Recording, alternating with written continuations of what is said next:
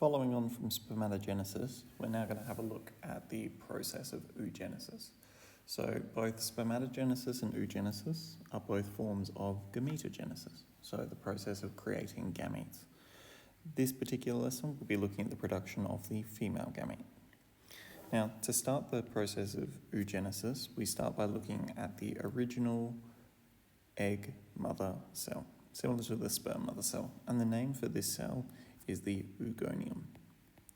Now, the oogonium, just as spermatogonium, is a diploid cell.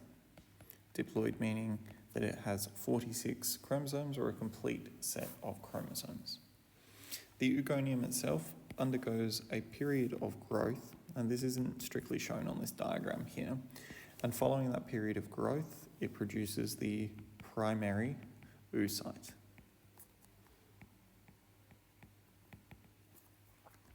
Now, the primary oocyte, like the oogonium, is still a diploid cell.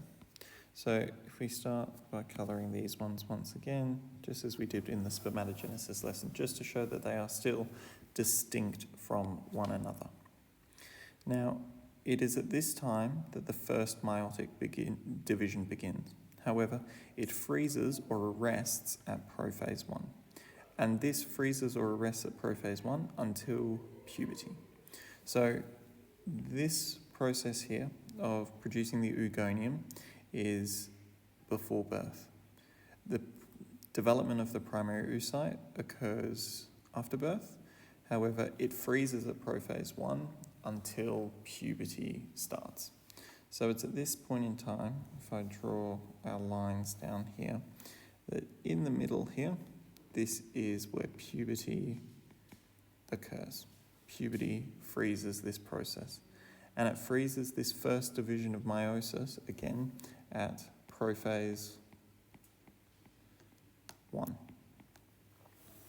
Now, when we look at the primary oocyte, it undergoes that first division and it produces what we know as the secondary oocyte. And I'll write that one over on the left-hand side here, secondary oocyte. Now, the secondary oocyte itself, having undergone the first meiotic division, is a haploid cell. Something else which is produced as a consequence of this first meiotic division is what is known as the first polar body. And these polar bodies, which I'm highlighting in purple now, while they receive half of the genetic information, we can see that they're much smaller than their matching counterpart in the secondary oocyte. The reason for this is an uneven division of that cytoplasm. So while the nuclear information, so while the chromosomes are evenly distributed across both cells, the first polar body, sorry, just filling that one in here, the cytoplasm itself is not evenly divided. Now, that first polar body might go on to divide again. However, ultimately the polar body is disintegrated, just breaks down, and we don't really follow it from there on out.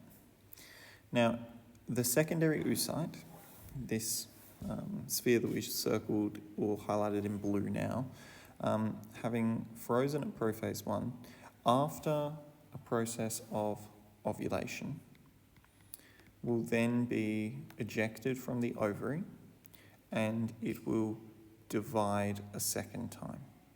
And during this second division, it will freeze at the process of metaphase 2.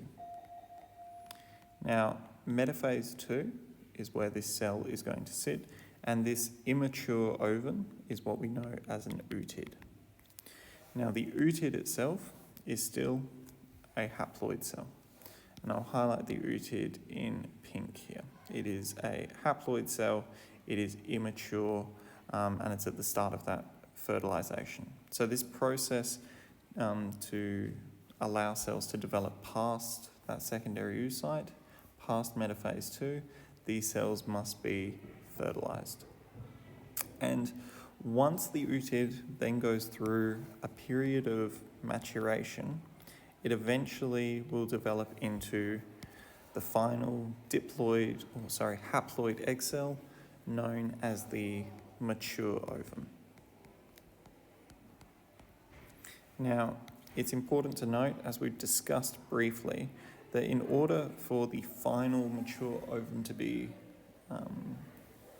created, and in order for this ootid, in fact, to be created, that everything below this line that I'm drawing on the right-hand side requires that the cell is fertilized. Without that fertilization, the cell won't ever progress past the secondary oocyte phase and will be broken down.